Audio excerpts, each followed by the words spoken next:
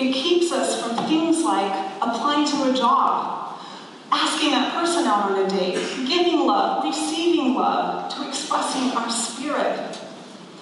It causes us to experience incredible shame. It's called a toxic voice. But we do not have to be held back by the shame these toxic voices create. We have the power to quiet them. And when we do, we will live our life with more honor, more courage, more confidence. I remember the day when I came face to face with my own toxic voices. It was on a Friday morning in one of my flamenco classes. Not flamingo, like the bird, but flamenco, which is a traditional Spanish dance. We had been studying a specific portion of the dance called the escobilla. The escobilla is this moment when the dancer gets to show off her footwork and her duende. In flamenco, we refer to the duende as the expression of your spirit and your feelings. It goes way beyond the technicality of the dance. We were taking a break in class when my instructor, Wendy, announced that she wanted us to each individually dance that escobilla by ourselves. I dreaded this particular exercise. I love dancing flamenco, but I don't like dancing flamenco in front of other people. It always creates this feeling of vulnerability in me. So, as I was waiting for my turn to dance, I began to notice that my stomach was in knots. My heart was pounding, the back of my throat was tight. Perhaps you felt like this before an interview, before you're getting ready to speak up in a group. That's how I was feeling. So just before it was my turn to dance, I took a deep breath to prepare myself and waited for Wendy to mark the rhythm for me so that I could dance.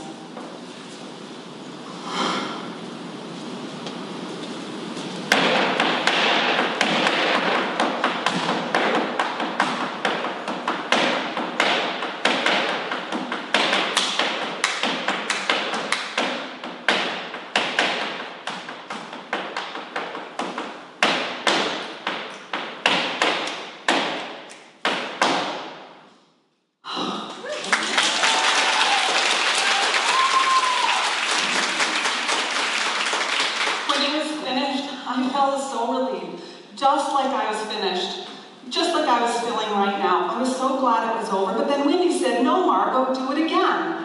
And so I did. And then she said, "Do it again." And so I did. And we moved into this cycle where I danced the escobilla. And she had me repeat it over and over and over, and I was becoming incredibly frustrated. So I took a deep breath. And it was in that moment when I heard what Wendy was really saying to me.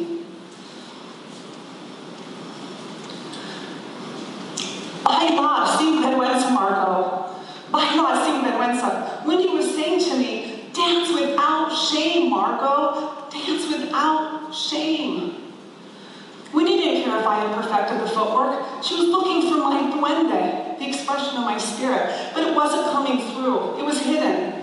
Instead, my body and my face were expressing the shame I was carrying from my toxic voices, which were, I'm not as good as everybody else. I have to be perfect. You're such a failure.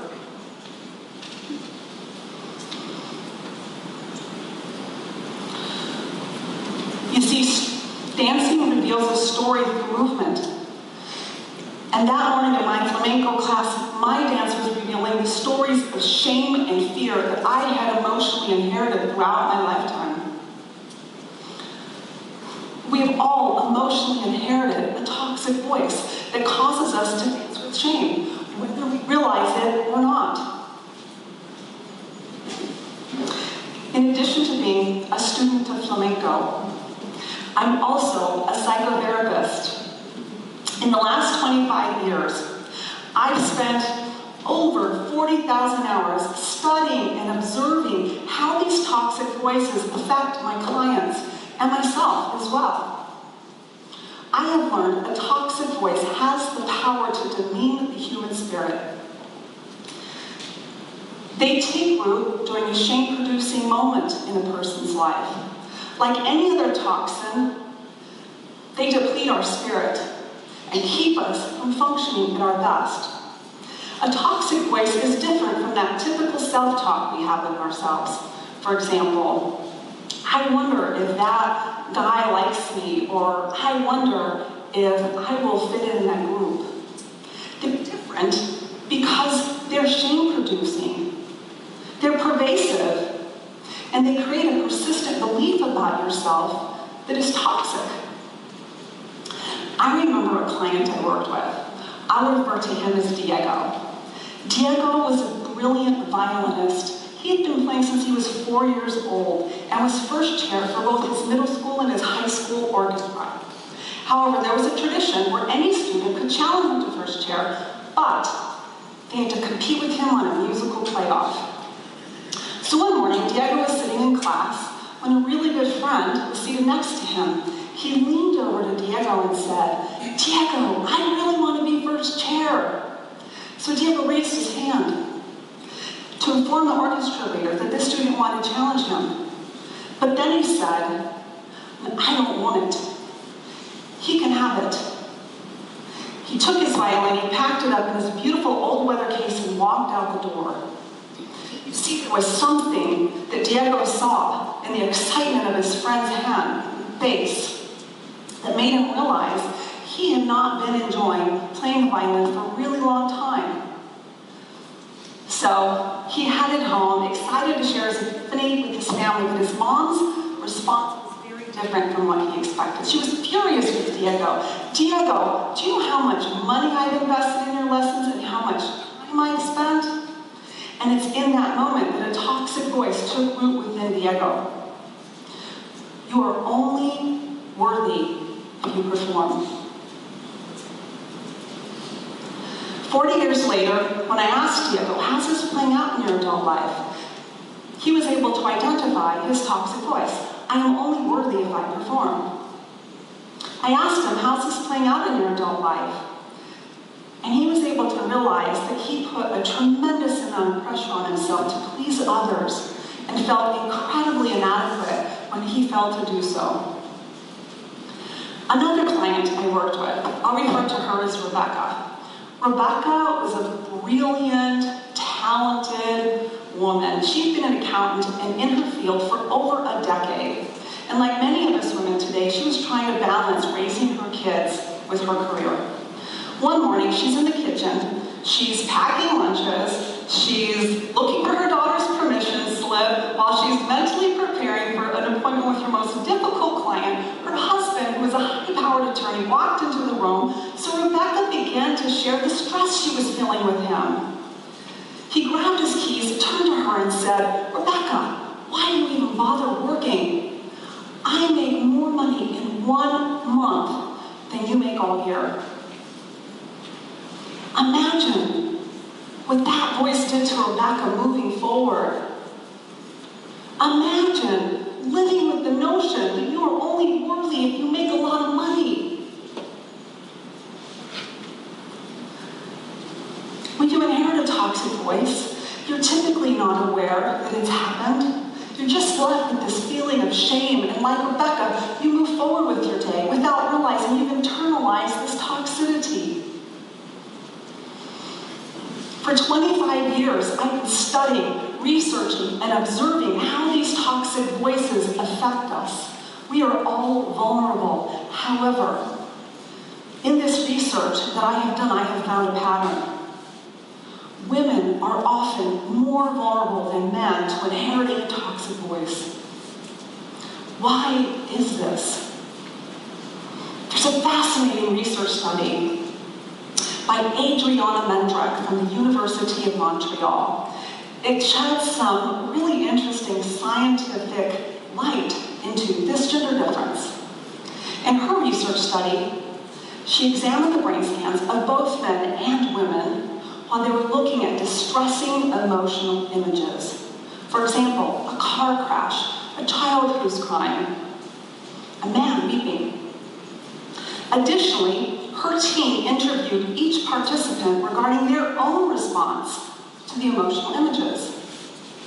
After reviewing the brain scans and the content from the interviews, she found that overall, the women in her study reported being more sensitive to those distressing emotional images.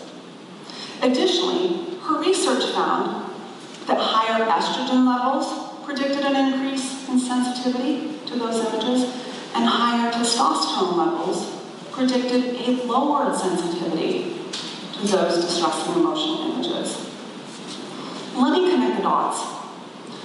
When women experience distressing emotional stimuli, for example, a shame-producing moment, we will experience it with greater sensitivity. But why does this matter? We need to honor that we are often more sensitive than our male counterparts and quiet any shame or any toxic voice that might exist regarding that gender difference. It has many advantages for us. It's a beautiful thing, and it helps us tap into our duende. But as I mentioned earlier, we all have these toxic voices, both men and women, and we have the power to quiet them when we become more aware of them and by taking a couple of steps. First, begin to notice when a toxic voice shows up for you. How do you do that? Check your body. Shame, which is the undercurrent of a toxic voice, always shows up in the body first. It might show up like tightness in your shoulders, a nauseating feeling in your stomach, rosy cheeks. For example, that morning in my flamenco class, my stomach was in knots, my heart was beating. That was shame showing up in my body first. Begin to connect how your body feels when you're experiencing shame. Second step, once you identify these physical signs in your body, try to identify your toxic voice.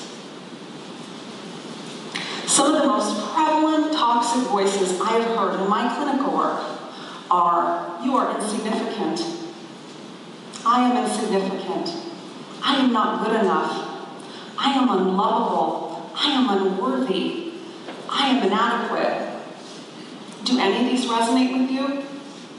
If so, perhaps you've just identified one or more of your toxic voices.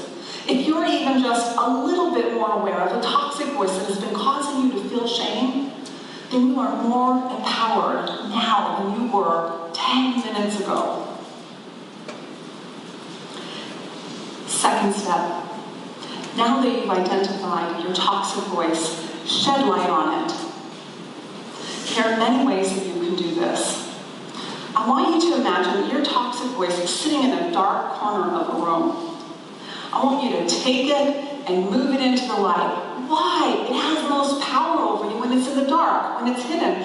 That's where shame thrives, in the dark. Shed it, put it in the light, expose it, and it will immediately begin to lose the power it has over you. There are many ways that you can shed light on your toxic voice. Write it down. Look at it. Ask yourself, how's this affecting me as an adult? And then get rid of it. It's a powerful and very effective way to begin to quiet your toxic voice and shed light on it. See if you can identify that shame-producing moment when that toxic voice took root and journal about it or talk to somebody about it. Third, another way that you can shed light on your toxic voice is to challenge it. I shared a rather personal example earlier today of what that might look like. When I challenged my toxic voice, it says, "Margot, you need to be perfect." By dancing a good, but not a perfect Escovia, who cares? So what? It wasn't perfect. By doing so, I challenged my toxic voice and shed some light on it. All of these things, beginning to connect how shame feels in your body, identifying your toxic voice so that you can shed light on it, will lessen the power a toxic voice has over you so that you can live your life with more honor and more courage and not be held back. When I'm learning a new flamenco dance, I'm always waiting for that moment when it's finished, when I'm done learning always one more thing that I can do to improve my dance. Even a shift in my body will change the percussive sound of my feet. The process of quieting a toxic voice is very similar. There might only be one more step, one more shift, one more movement that you can take, but every shift will help you quiet your toxic voice. So,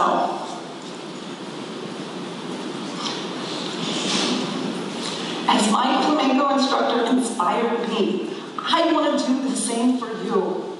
Bailar sin vergüenza. Bailar sin vergüenza. Dance without shame. Live without shame. Love without shame. So that you can express your beautiful duende. Thank you.